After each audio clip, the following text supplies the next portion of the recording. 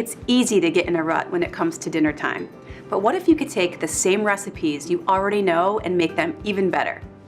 The tips I'll show you in this recipe can make every weeknight dinner better and more delicious. You might be thinking that adding salt or seasonings is the only way to add flavor to your food. But there are better ways to get major flavor without adding too much fat or sodium. That's what our toasted Orzo skillet with shrimp recipe is all about.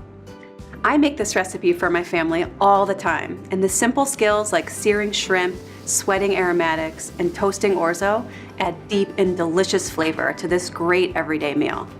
I'll get started by seasoning the shrimp with a little lemon pepper rub and heating some oil in the pan till it's hot.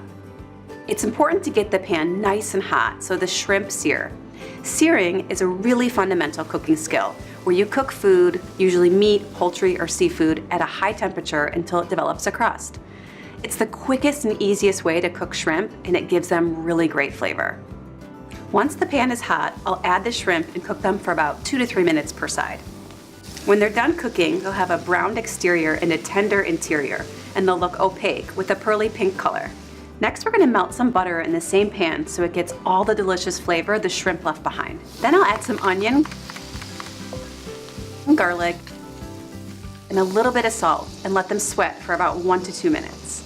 Cooking these aromatics with a little fat or sweating them helps them release their flavors and moisture. Now that the onions are soft, I'll add the Orzo and stir while toasting for about 2 to 3 minutes. Toasting Orzo is an easy way to boost the flavor. It gives it a nutty taste and a golden color. You can really smell it toasting. Now I'll add the broth and peas and bring it to a simmer. You're going to see the liquid being absorbed into the Orzo when it's cooking. When the Orzo is done cooking, add the shrimp back in with half of the cheese and the lemon juice and stir it all together. I love how the lemon juice really brightens up this recipe and makes it taste fresh. Then finish with the remaining cheese and fresh parsley. So you can see that pairing simple ingredients with fundamental cooking skills like searing, sweating, and toasting gives this recipe great flavor. It's the perfect, easy recipe to share with your family and friends.